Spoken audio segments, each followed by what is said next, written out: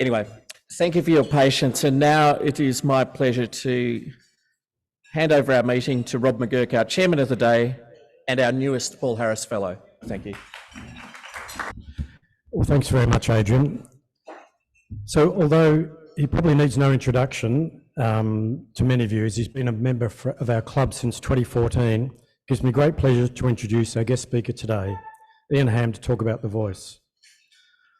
Ian is a Yorta-Yorta man who's worked in many leadership roles for both state and federal government organisations in many areas of policy, planning and development for Indigenous people, and also in organisations such as the First Nations Foundation's Koori Heritage Trust and Indigenous Land and Sea Council. But he's also held major leadership roles in organisations including, I'm going to cross out the Red Cross because he told me he's just left there, but he's now at the AICD, the National Trust, Yarra and the Queen Victoria Market. He's also a former president of the Western Region Football League and a regular guest on radio and TV doing interviews concerning Indigenous affairs and issues. With such a busy schedule, we're very privileged to have Ian here today as our guest speaker. But the other experience that makes him extremely well qualified to speak on The Voice is that he was a member of the stolen generation, having been separated from his family when he was just 3 weeks old. This lived experience of Indigenous disadvantage in our society and of working on so many different and significant roles across both worlds, both the Indigenous and our Western world, enables Ian to provide a comprehensive understanding of The Voice and its significance for Australians. Ian, thank you. Thank you for that. Thank you for that, Rob. And it is a pleasure to be here. And I am using this mostly because it's got a clock on it and I'm aware of the time. So that's why I've got this. It's not because I've got comprehensive notes, which may give you an indication that I tend to wing this and not make it up as I go along. But if I can't speak from it without it coming from here, then I think I shouldn't speak on it at all. So first of all, I'd like to acknowledge that we are on the land of the Wurundjeri people and I pay my respects to their elders, past and present. I'd also like to thank Adrian for asking me to come. We ran into each other at Government House for the reception for the coronation of His Majesty King Charles III, which I'll let you on a secret, I think I was the only Aboriginal person in the room, but you know, and the Governor's your patron and she's nice enough to invite you, you don't say no. So it is good to be here today to talk about this, and I'm talking about this everywhere. I probably want to start with a different thing to what you might be thinking. I'm not going to talk about the Uluru Statement. I'm not going to talk about bringing the nation together. I'm not going to talk about a whole bunch of things which other people have been talking about. They may come up in questions, but I want to take it from a different angle. So it's not about me, it's not about my people. It's about you, each and every one of you. Because one thing I don't think has been done enough is make it clear for the average punter, and that's what you are to me today, average punters, what is this actually about? What is this fundamentally am I being asked? And I think that that's where we should start with this. So, quick straw poll in the room. Who can tell me the first 3 words of the United States Constitution? We the people, very good. If I could give out prizes, I'd do that. You'd be surprised how many people don't know that, but there's enough who know that. What's the first 3 words of the Australian Constitution? That's actually the response I get from everyone I ask that question of. What are the first 3 words of the Australian Constitution? It's actually, whereas the people. Whereas the people of New South Wales, Victoria, Queensland, Tasmania, South Australia, Western Australia, and the territories and so on and so forth come together to form the Commonwealth of Australia. That's not a word perfect, but that's what it says. I use that as an example to point out to people, despite what we might think, we're not all constitutional experts. In fact, we know very little to nothing of our own constitution. We know the first 3 words of the American Constitution more than we know anything about our own constitution. That's a little thing to remember. Another thing that I think, or what I like to talk about is, so what are we actually being asked? What are we being asked to do? What are we asked to think about? And what's a referendum? Sure, many of you in here know what a referendum is, so I'm not going to go into that. But for me, they fall into two categories, referendums. Changing the constitution. They're pretty important, but they fall into two categories. There's administrative, and then there's the other one. And the other one is the one I'll come to second, but an administrative one is where we just update it to make it relevant for, you know, stuff that happens. High Court judges. High Court's come up in this. So High Court is a very good example of an administrative referendum. Up until 1977, High Court judges didn't have to retire, because in 1901, average life expectancy was about 65 if you were lucky for all Australians. It meant that High Court judges would usually, and all due respect if there's any former High Court judges in the room, would drop off the perch well before they went, you know, started to lose it. By 1977 though, the average life expectancy of Australians was getting late 70s, early 80s. It meant some of them were hanging around the High Court a little bit too long. And so the government of the day, the Fraser government, went, yeah, we need to do something about that. Let's introduce a mandatory retirement date for judges. And I think that age is 70. So High Court judges have to retire at 70 before they lose it. And that's an administrative change. It was just adapting to Australians live longer these days. The other ones are the really hard ones. They're the ones in referendums where we actually have to ask some fundamental questions. Fundamental questions about who we are as a people. What do we stand for? When we talk about the Australian narrative, do we really live that? Case in point, is there anybody in this room who's 95 years old? Excellent. Because you can't contradict me on what I'm about to say unless you Google it. Because if you were 95 years old, that would have meant that you were 18 years old in 1946. In 1946, we had a referendum. That referendum established the Australian social security system. To cut it down, I'll do this really short. But before 1946, we essentially didn't have a social security system. Governments before that had started making some payments to people through a legislative base, but there was no constitutional power to do that. And in fact, all it would take is one challenge, and the High Court would have had to have said, you've actually got no power to do this, you need to stop it. The reason I call this one of those fundamental who we are ones, because the lead up to it, it started in 1919. At the end of the First World War, Australia had more war dead per head of population than any other country who participated. It meant that there were wives without husbands and children without fathers who were buried in the battlefields of Europe. Those children and those wives had to fend for themselves, because that's what we did. We didn't have any security system to look after them. And then in 1929, the Great Depression, where people had to live off sustenance. My dad used to talk about that as a kid, where it was for the goodness of charities. If it wasn't for that, people would have starved. Where service clubs, the predecessors of Rotary or other clubs, tried the best they could to look after the homeless, the destitute, the unemployed, because there was no social security system. And then in 1945, we had another world war. More war dead, more widows, more fatherless children. And the Commonwealth had made some payments, but there was no constitutional foundation. So Australia went to the polls with a constitutional referendum in 46. Now, on the ballot paper, the question was, should the Constitution be altered? Now, if there's any constitutional lawyers, you'll know it much better than me, but fundamentally the question was, should the Constitution be altered to give the Commonwealth power to make financial support payments to widows, to make child endowment, to provide financial support to the unemployed, so on and so forth. It essentially established the social security system. But that wasn't the real question. The real question Australians had to ask themselves was this: do we as a people expect our government to look after those fellow Australians who are destitute, who are homeless, who are living in the most desperate of circumstances, or do we abandon them to their fate?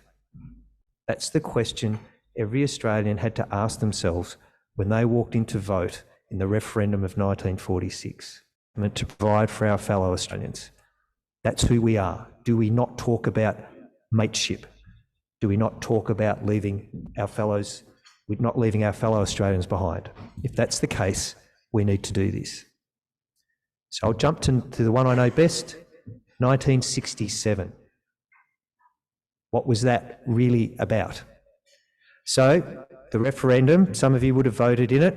I didn't. I was 3 years old at the time, so a bit early for the polls. But 67, I'm sure you're all aware of the ballot paper, it's well known. Should the Aborigines be included in the census?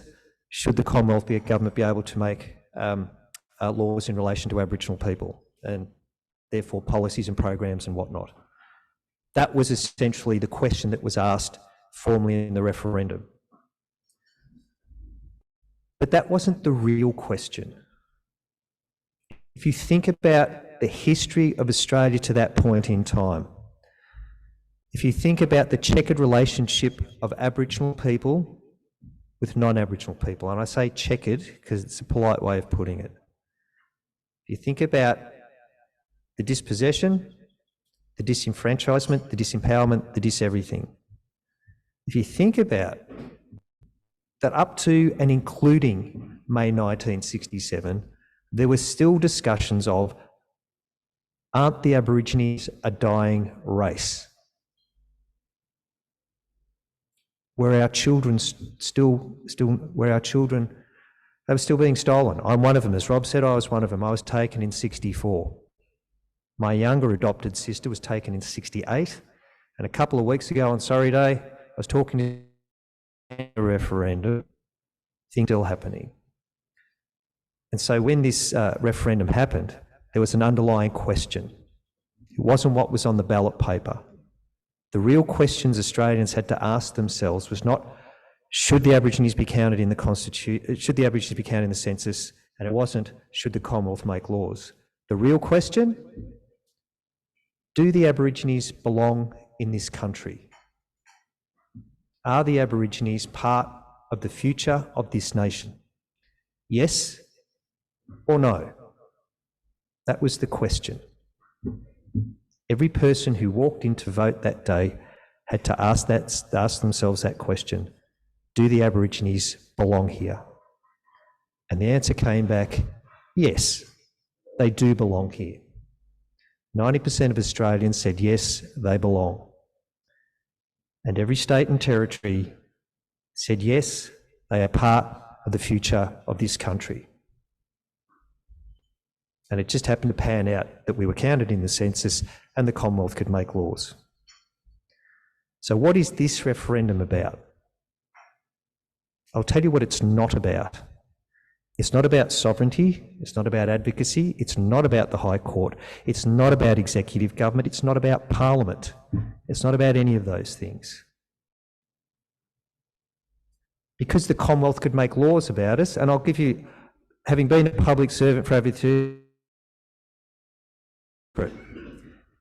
Parliament, governments, ministers sometimes make some really rubbish decisions. I mean really bad ones. They do it in isolation, they don't talk to anybody, they get carried away, whatever it is, they do that. I'm sure that's not a state secret, really. In relation to Aboriginal people, we have probably experienced that more than anyone else. Governments do that. Governments make bad decisions. It's and not talk to the people who they're making decisions about, who assume they know better and don't need to talk to anyone, particularly when there's nobody or nothing to talk to, or they say there's not. That's what happens. So quite simply, although it will say on the ballot paper what this is about, should the Constitution be altered to Parliament and executive government, and the Commonwealth and the Parliament will work out the mechanics of it and how that all works. That will be what you're asked to formally think about. But what it really is about is this. If the Aborigines, and I use that 67 language specifically, just to make the point to people where we fit into this country. If in 1967 this country decided the Aborigines belong in this country, what we ask now is this. Should the Aborigines be able to speak? Should we allow the Aborigines to talk about things that are about them? Yes or no?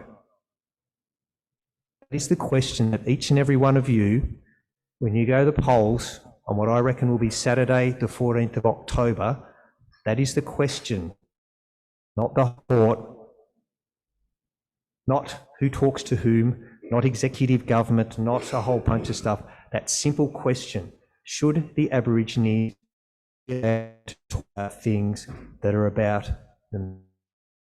Fundamental consideration that we all have to take into account. I ideally would love you to write yes, but I'm not trying to convince you. I just want to make sure that you are very clear and you know what you're being asked to do, because I don't think that has been made clear. In fact, I'm sure it hasn't been made clear what people are being asked to do. The difficult part, I did write this, so you're going to get a little bit of a quote here, but every Australian will be standing naked in front of the mirror of truth, and there will be nowhere to run and nowhere to hide. And you won't be able to throw the cloak of detail over the mirror.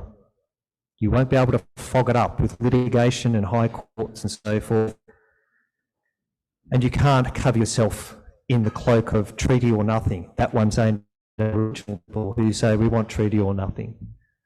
Trust me, there's enough blackfellas who are going down rabbit holes, as far as I'm concerned. It is that simple question that each of us has to ask. Should the Aborigines be able to speak? Michelle Obama said something which I think is really telling and applies to these particular situations that we face as individuals, as countries. She said about the presidency, the US presidency, at the Democrat convention of 2012, when Barack Obama was nominating for a anti-democratic nomination for his second term. The US presidency doesn't change who you are. Being the president reveals who you are. And that's what these referendums do. Those that ask deep down what we believe in as a nation, what I believe in as a person. It reveals who you are. What you write down, yes or no, will reveal who you are to nobody else but yourself. The next day when you get up, out of bed, if you're like me, you get up, you go to the bathroom. One of the things you do is you look at yourself in the mirror and think, really, do I look that bad? Yourself that, no, surely not. You put your glasses on and realise, yeah, I do look that bad. But on Sunday, the 15th of October, you'll also have to look at yourself in the mirror, look at yourself in the eye, referendum, regardless of the outcome. That you have to look at yourself and say, I did what I believe was right. I answered that question, should the Aborigines be able to speak? Should I allow them to talk about things that are about them? Whatever you write in that box, yes or no, the only person you're accountable for that is yourself. That's the question to think about above everything else. In terms of detail, and people are saying detail, that'll only happen after we say yes, if we say yes. If we say yes, then Parliament will do its job. It will punch it out, it will consult, it will do what Parliament does. I have faith in the institution to get it right. It might sound really weird coming from an Aboriginal person, but I was in politics. I have faith in the institution, the right thing. It should work. Those things, don't get blindsided by all those other stuff. I am aware of the time that I am speaking because our recent Paul Harris Fellow is exercising his newfound fellowship. So I'll start there and I'll take questions. I don't know if I can answer them.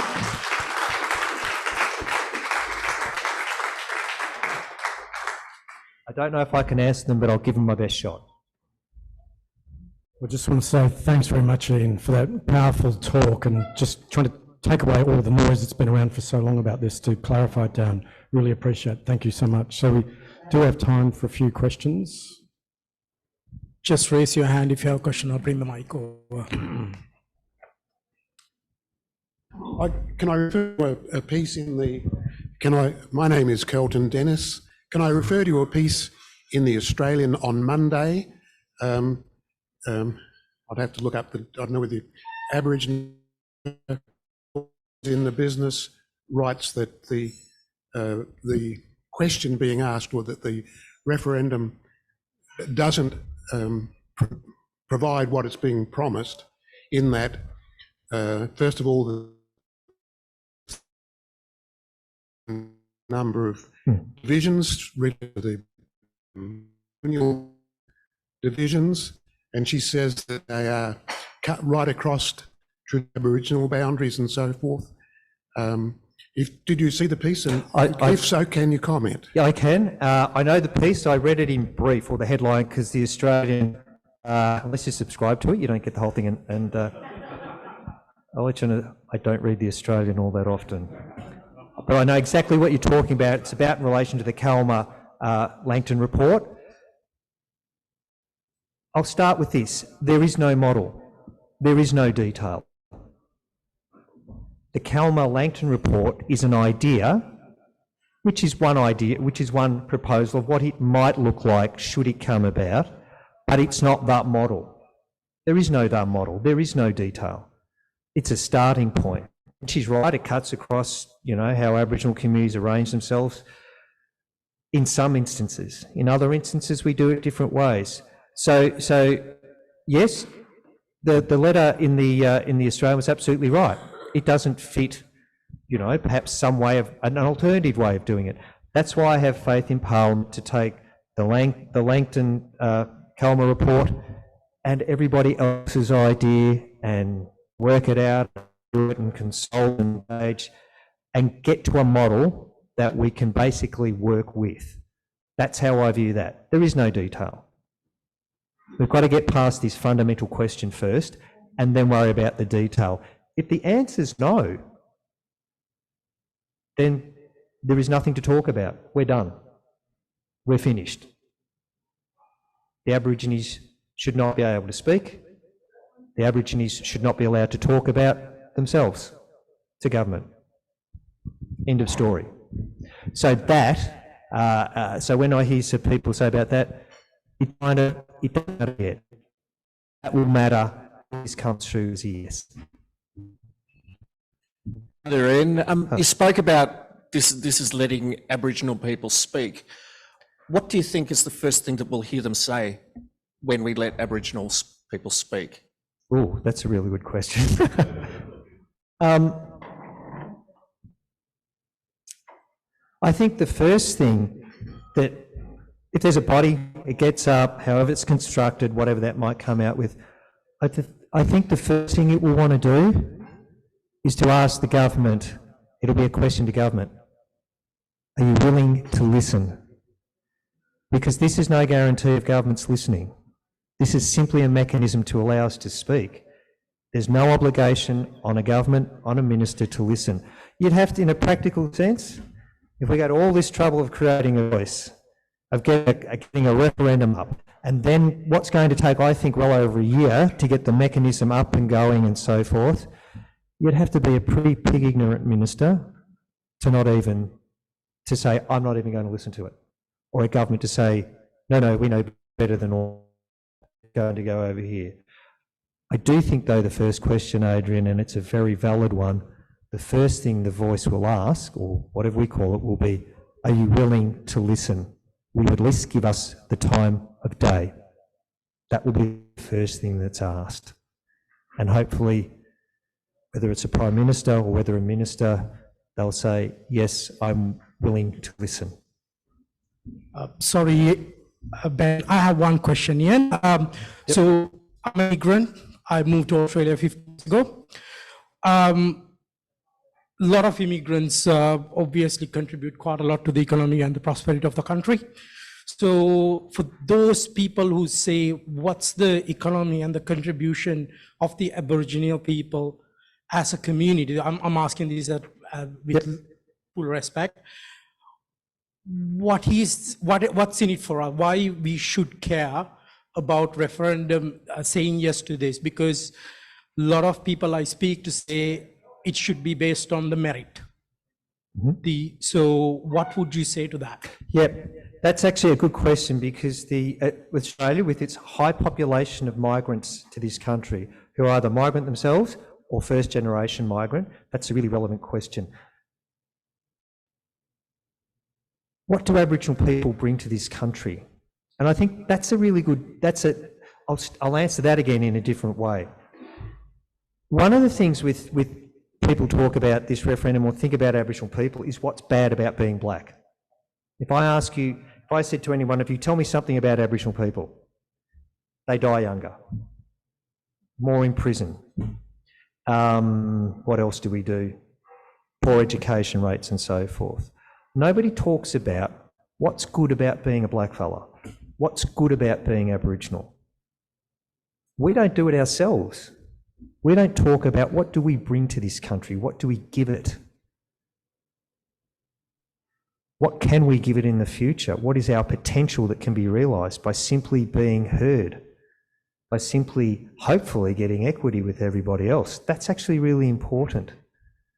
I mean, for starters, we bring a civilization that's been here for 65,000 years. We give a different perspective when we think about what society and community is all about. I sit in boardrooms. That's what I do for a living. One of the things I bring to boardrooms is an Aboriginal perspective of where we think of our organisation in the wider community in which we live. A thing I bring to boardrooms is asking, what does our organisation do to contribute to the wider society in which we operate? What expectation is on us as an organisation that we do something beyond just that narrow thing that we do? And it's particularly relevant to the private sector. One of the big things I want to do, I'm on the board of the AICD now, is simply get more Aboriginal people in boardrooms, in the private sector in particular.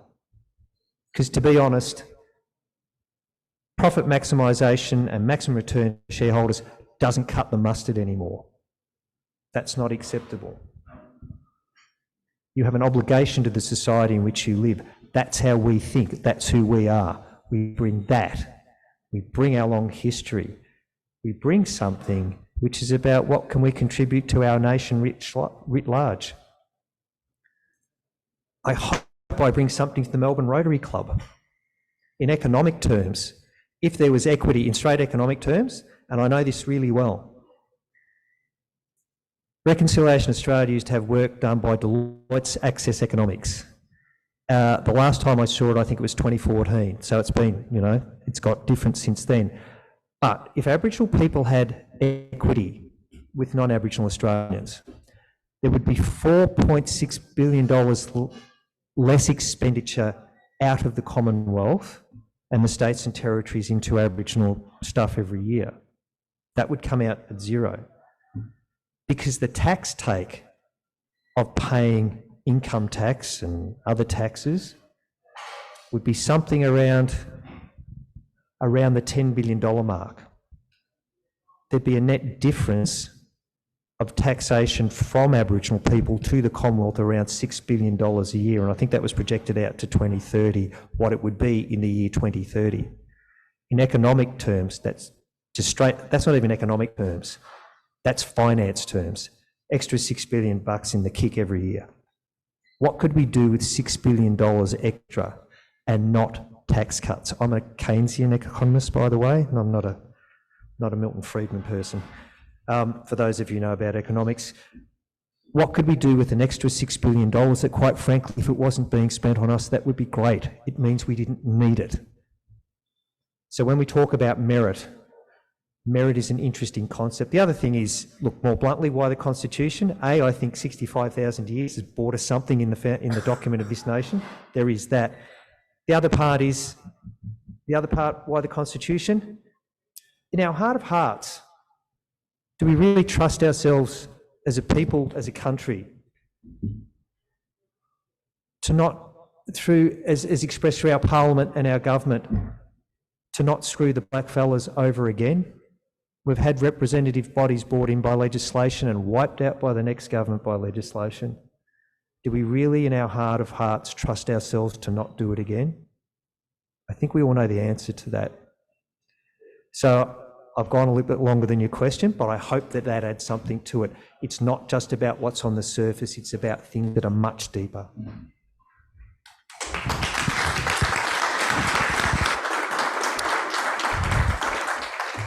So thanks very much, Ian, and maybe just a couple of comments, because the theme is imagine. Imagine if we got advisors to our government who could create better legislation in regards to the sustainability, the environment, the things for 60,000 years were very well managed with a zero GDP maybe, but maybe they did it well in the spirituality and connection to land. Maybe we might have a better country. Just imagine. Anyway. So thank you, Ian. We have a gift for you of some socks, which we assure they're 300% Australian. They used to be 200%, but they're 300% because they're including Indigenous people as well. So they're a fantastic gift from Wilderness Wear, from Phil Endersby. Thank you. Thanks, Rob.